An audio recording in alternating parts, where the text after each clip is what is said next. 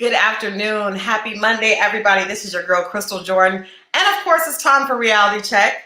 We're here to start the week off and get into some great conversation. Now, today's guest has had a role on one of the most talked about television series in a while. I think people were, on the high from Power. Then we went to P-Valley. And then HBO presented Lovecraft. Now, Lovecraft has people excited, people afraid to watch it after 6 o'clock, people trying to follow the storyline. So I thought we'd have today's guest come on and talk a little bit about the episode that he was in and just what his take is on, I don't know if it's sci-fi, horror, if it's social, what is Lovecraft? So let's bring on actor Keon Mitchell and hopefully we'll get some answers. Welcome, Keon. Thank you for having me. How you doing? I'm good. No, thank you for being a part. And it's funny because when we talked, good friend of mine, George Lott, connected us. And when I said, I want to talk to you about what Lovecraft is about, you were like, hold on. I don't know everything either. Like, you're right there with the rest of us.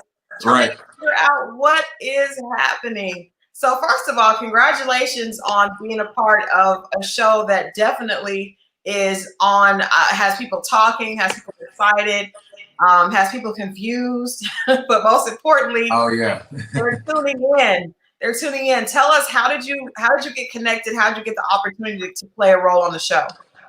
So first and foremost, thank you for having me, Crystal. I've heard so much about your show, and you're right. George definitely connected us and said so many positive things about the show, you yourself.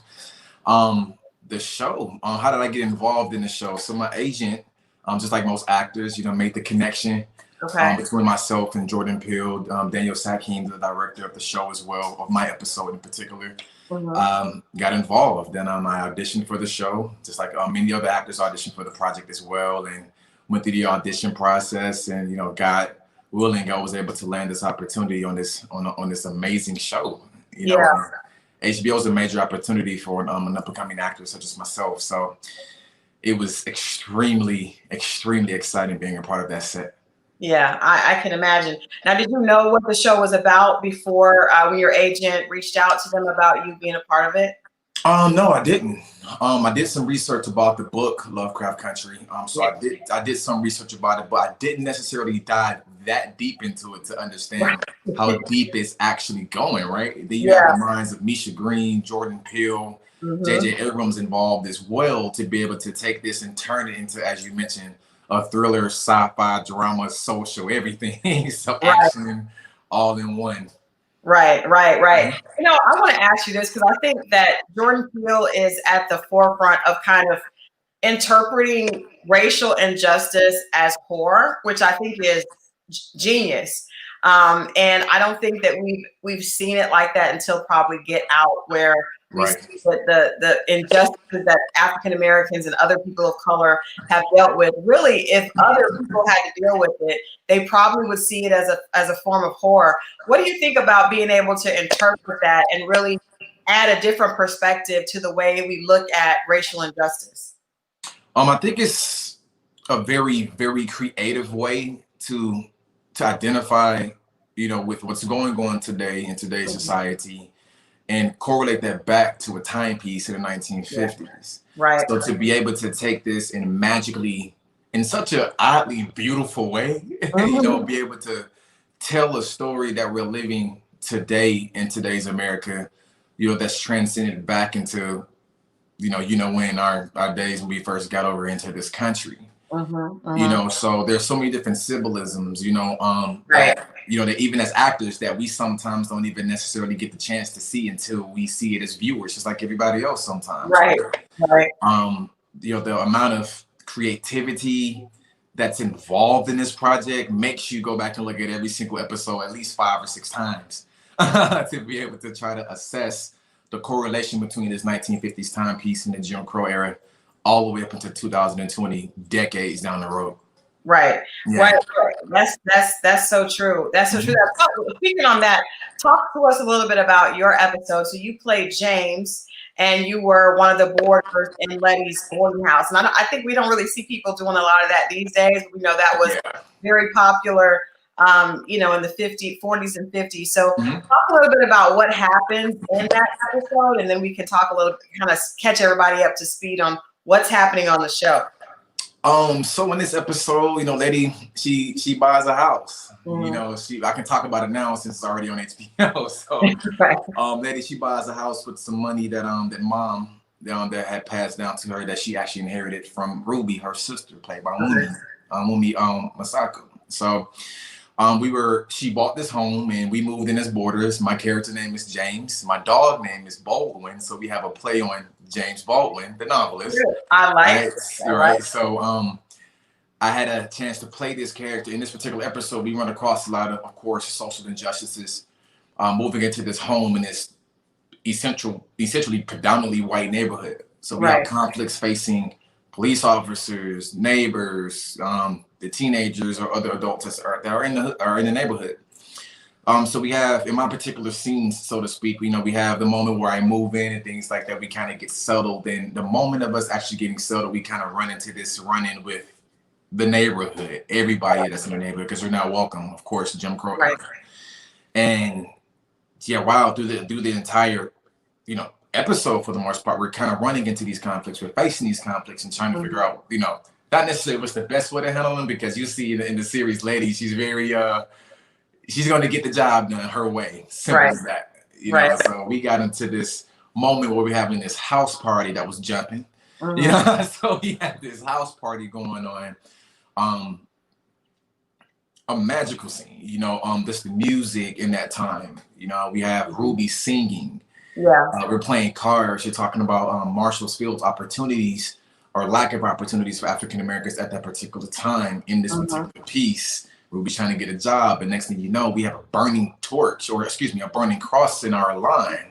You know, and that, you know, of course, sets Letty off. You know, we have this whole escapade of events that are going on, you know, from breaking car windows, and we have shotguns involved, essentially trying to defend ours. But ultimately, that puts us in a situation where we, you know, kind of have to go against the law, and that's kind of like what it is in today's world.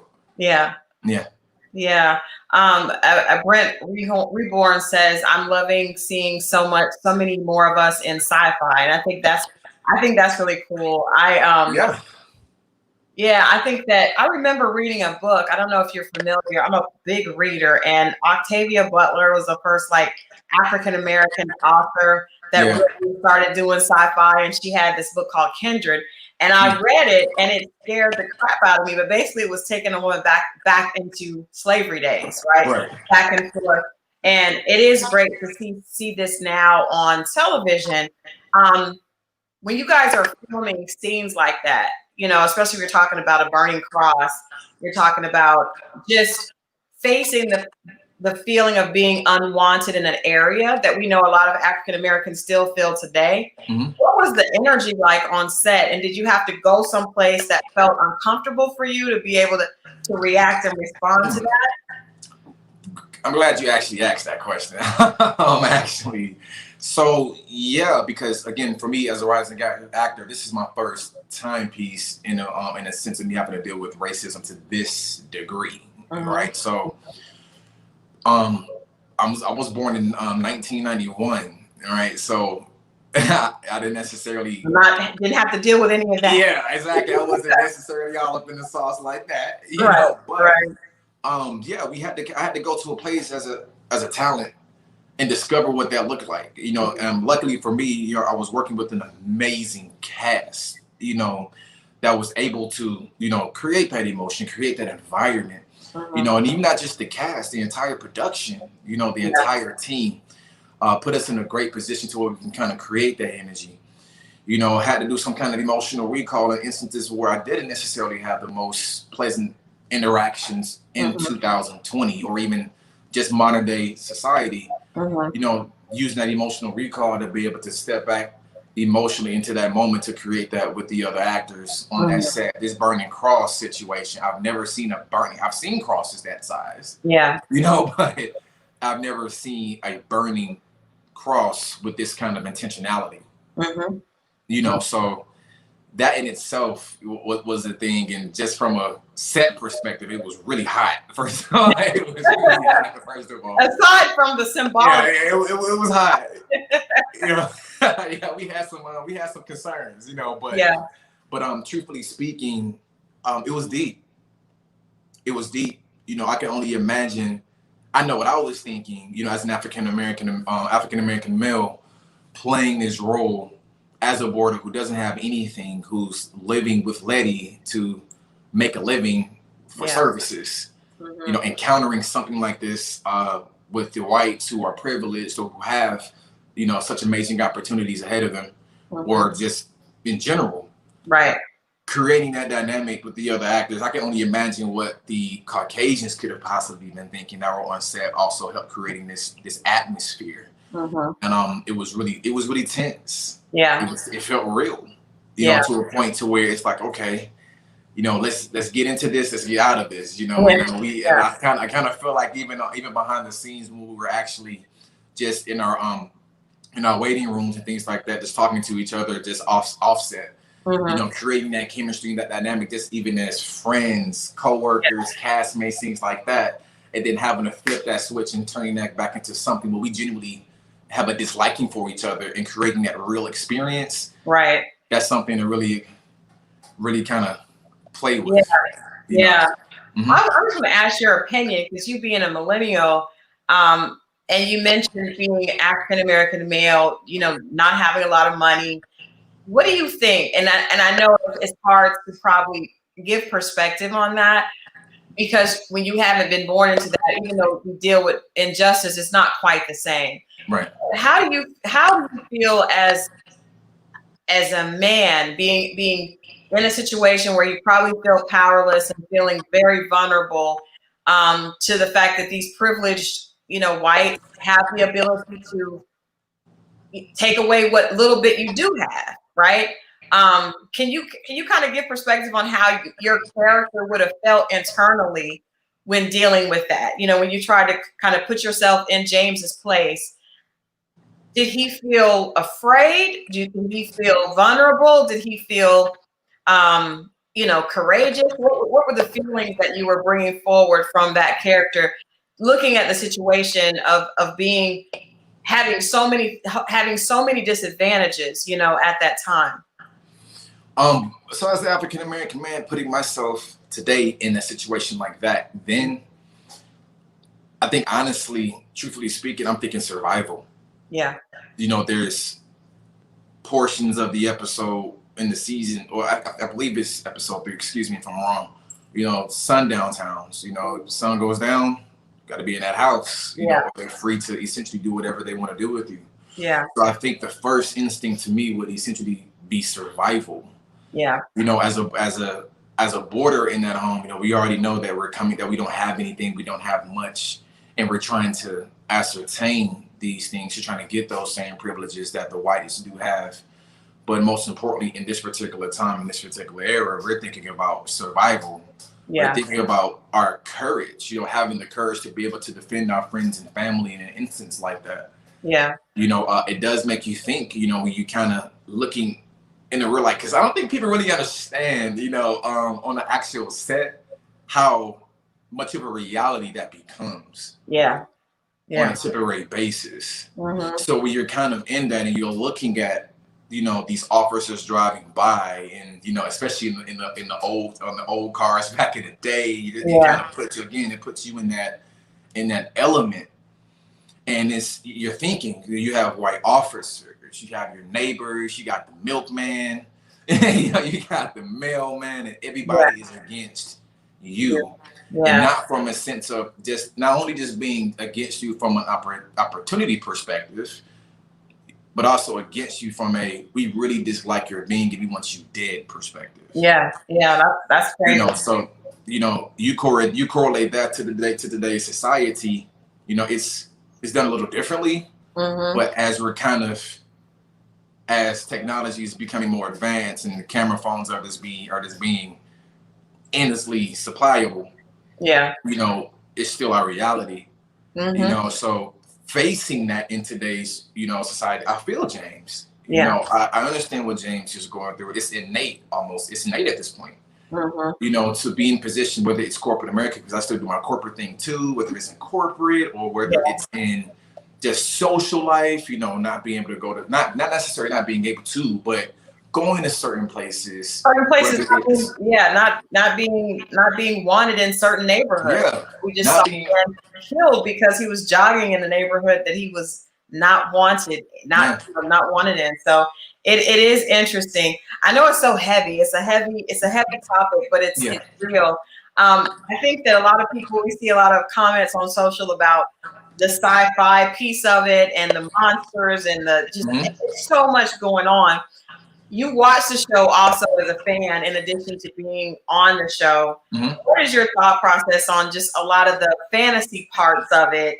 And, you know, how do you keep up with all of that?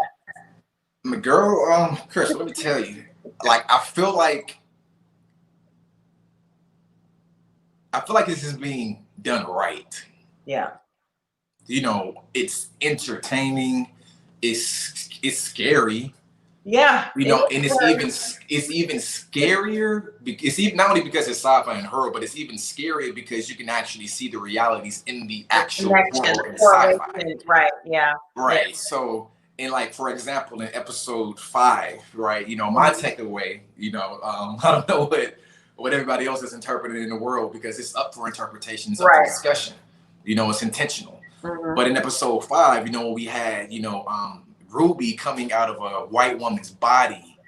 And then we have the instance with the white woman that she was engaging with coming out of a man's body. You know, what does that actually symbolize, right? Yeah. So to me, that symbolizes a Black woman who has to, you know, go the mile, you know, to portray herself as a privileged Black woman or white woman to get those opportunities. But it even gets deeper, and I love that he didn't necessarily just stick to the injustices of us, but they also incorporated the imbalances even on the Caucasian side of things. Right. Because although she's a white woman, there's certain opportunities that she can't get because she's not she's not a white man. White man, yeah. Gender, exactly. Race, and even and economic. There's so many different things that, you know, can cause again. So yeah, I love that. I love that interpretation. I'm not gonna lie. And sometimes I get freaked out. It's a little freaky because, like I said, it has so many. It's symbolic of so many things that are true. And but it's great writing. I love books. I mean, series that are based on books. And it's just it's a great series. So I'm so happy that you were able to join us today. I want to talk a little bit about some of the other things that you've been a part of. Almost Christmas, being a part of the film festival, the Black American Film Festival, that we know is such a big. It's so much different now than it was maybe 10 years ago because there's so many different opportunities for African American actors and content creators. So talk a little bit about your experience, because you're still very young, of getting started in the business, and, you know, who you've had the privilege to work with, and how maybe being able to have so many other opportunities or different types of opportunities has benefited you. Yeah. So my career started professionally right when I graduated from North Carolina A&T State University. Okay. You know, computer science degree. Nice. Yeah. So that's when I jumped into my career as a professional. And out of the gate, my first project was the ESPN commercial that my agent also afforded me with, God willing. And right after that, I was able to jump right into Almost Christmas, directed by David E. Talbert. That cast was phenomenal. Omar Epps, Gabrielle Union, Monique, Danny Glover. Yeah, DCO Fly up in there. Yeah, you know, Nicole Ari Parker, the list goes on. So that right there was an overwhelming experience because it was my first experience, and truthfully speaking, at that time, I didn't even have acting classes at that time. Right. So for me, that was an amazing experience to be able to play the younger Danny Glover in the #1 comedy with so many legends all in one. So that was huge. You know, over time, Mr. Glover definitely became a friend, you know, and stuff like that. So that's really exciting. I believe along my way with all of the other opportunities that I had, even as well as being a part of the American Black Film Festival, which came after we filmed HBO, after we booked that. Nice. These are still phenomenal opportunities that I believe led up, to the HBO circumstance. So yeah, it's been a really challenging journey because it's also a new journey and it's also the industry too at the same time too. So there's a lot of things you don't know. You got to learn the business. But most importantly, David Talbert told me something very important. He said, Keon, don't focus on the fame, focus on the craft. Yeah. The craft is what's going to carry you. The fame comes and goes depending on what happens in the world, man. So, he told me that, and I believe, just do me working on the craft and working on just the skill set has kind of put me in a position to be able to get these opportunities, not because I'm this big famous guy on Instagram, which I'm not, anything like that. Like, no, the work essentially begins to speak for itself. Yeah. So I believe those did set me up, it's a ladder, to be able to get these experiences to where you can work with the Danny Glover and you can work with a Journey Smollett. Yes, yeah, we got to make sure we give her credit. The in that series are amazing. She's amazing. Did you get a chance to watch the Emmys over the weekend?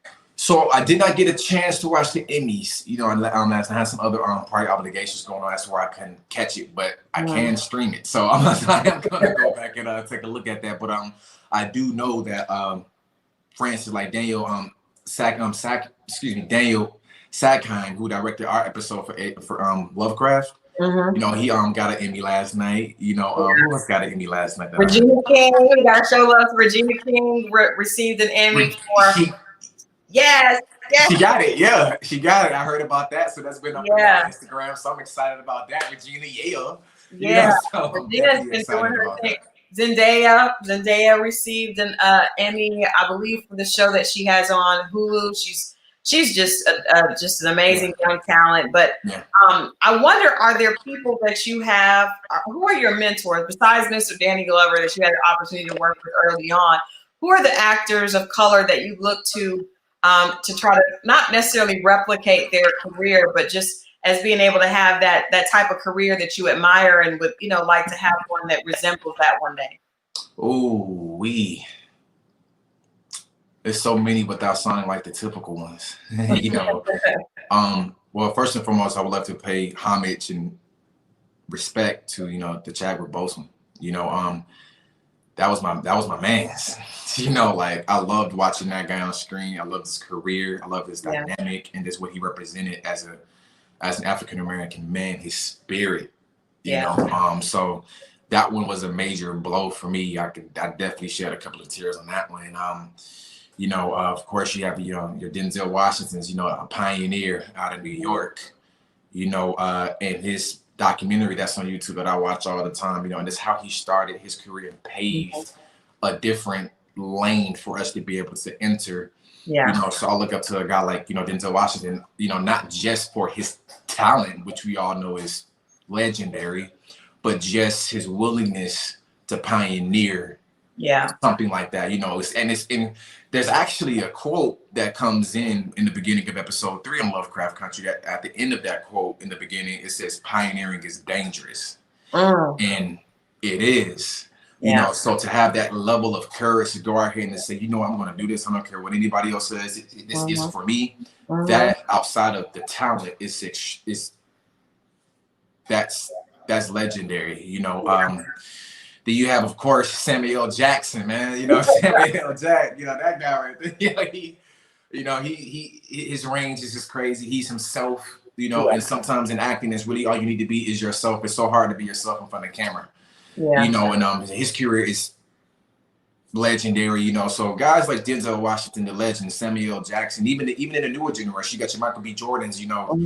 That I definitely look up to, as well as young cats that's been in the game since they were younger as kids, but but essentially now they're just everywhere. Daniel Kaluuya, get out! Daniel. He keeps the door open and he is not stopping. He's amazing. He kicked that thing. He kicked that thing. And I said, okay, all right. Yeah. Well, we're looking forward to seeing Keon Mitchell. More of Keon Mitchell. Great work with Lovecraft Country. We hope we'll get a chance to see you again sometime in that series. But just great having a conversation with you and being able to hear the perspective on the other side of that. We wish you much success with your career. Definitely come back and keep us posted on new projects. Yeah. For sure. Thank you. Thank you for having me. Honestly, you didn't have to do this, but you did it. Oh, no. Thank you. I really appreciate it. We want to talk about Lovecraft, so you're doing us a favor. We want to talk about this amazing show. Oh, so yeah. It's way more to come. You know, you may see me, you may not. You know, not to disclose anything, but to each his own. You know, it's definitely the show to watch right now. If you're not watching it right now, you're missing out. Go ahead and binge watch it, catch up. We're on episode 6 or 7 coming up. So yeah. Well, we're gonna be watching. We're definitely say we're gonna be watching Lovecraft Country and watching for Keon Mitchell. Thank you so much for joining us today, Keon. Thank you, guys. All right, see you next time. All right, and thank you guys for joining me for Monday's edition of Reality Check. I have a super surprise on Wednesday. Reality Check on Wednesday at 6 p.m. A huge guest you don't want to miss. If you're not watching Lovecraft Country, I don't know what you're doing. Unless you're scared like me, I definitely have to watch it during the day, and then you have to kind of go back and watch it over and over again. But shouts out to the cast there and just the genius minds that are behind that piece. We keep seeing more of us be creative and stretch our creativity and our imagination. And that's what this is all about. So this has been your host, Crystal Jordan. Enjoyed the conversation today. Enjoyed you guys joining. I will see you Wednesday at 6 o'clock for a special reality check. And then, of course, again on Friday at 2 o'clock. Make sure that you're paying attention to Rolling Out for all things Ride. We have Ride coming up this weekend, Friday and Saturday. Some huge announcements. We have Master P, Dame Dash, and Munson Steed, of course, with Rolling Out. So much going on with Ride. You definitely don't want to miss that. You can go to ride.rollingout.com for your tickets so you can see all this great streaming information that's going to be on our platform this weekend. Thank you guys for tuning in. And like I said, I'll see you guys on Wednesday.